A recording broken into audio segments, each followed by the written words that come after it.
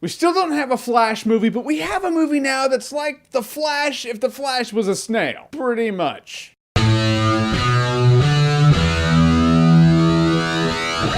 Turbo. Power Rangers Turbo Go! So Turbo is the story of a snail who's a slow snail like any other snail. He has hopes and dreams and he watches the Indy 500 on his TV and he's like, I want to race like those guys. But he's a snail, so he can only go at a snail's pace. That's why the term exists. One day he gets sucked into a Fast and Furious car right when the NOS goes through the engine, and instead of being vaporized and killed, he's turned into a super fast snail known as Turbo. Power Rangers Turbo Go! And I'll say this about the movie. The movie is cute. It's like good for kids. I don't know about you, but I see a lot of movies. So in a movie like this, I'm like, I think I know how this movie's gonna go down. Here it is for you. This is a movie about a snail that gets really fast, that wants to race in the Indy 500, and he gets the opportunity to. How do you think this movie's gonna play out? Spoiler alert, it plays out just like that. And it's kind of a bummer. It makes you feel like they're just phoning it in. It's like someone was like, we need a really quick kids movie to come out in the same weekend as The Conjuring. All right, slap that together. That's good. Here's a snail with superpowers. I mean, the voice acting's really good. Ryan Reynolds plays Turbo. Paul Giamatti plays his brother. Giamatti's an awesome actor. He's one of the best actors out there. You got a bunch of little side character snails, among them Samuel L. Jackson, Snoop. One of the cool aspects of the movie is that there are these humans that Turbo and his brother come across, voiced by Michael Pena and Luis Guzman, and they're the parallels. They're the mirror image of Turbo and his brother. The Michael Pena one, he's like, oh, I want hopes and dreams, and Luis Guzman's like, no, don't do that. That's for cool people. Like Paul Giamatti's saying to Turbo. Weird thing was though, and this might be the magic of Michael Pena, because I'm a fan of that dude at this point. When he came into the movie, it's like the movie made him the star of it, not Turbo. You were more invested in his hopes and dreams and his problems and the fact that he wanted to succeed in this. You know, he kind of pairs up with Turbo. And it might have been aided in the fact that when the movie's concentrating on him and he's talking to Turbo, Turbo doesn't talk. Because Turbo's a snail. If he talked to him, that wouldn't make any sense. He's a human, he's a snail. Snails and humans can't hear snails talk. The movie is called Turbo, but it shouldn't be really. It should be called That Dude Who Works in the Taco Stand. I'll say this though, it was really cool to see Turbo go really fast. When he's just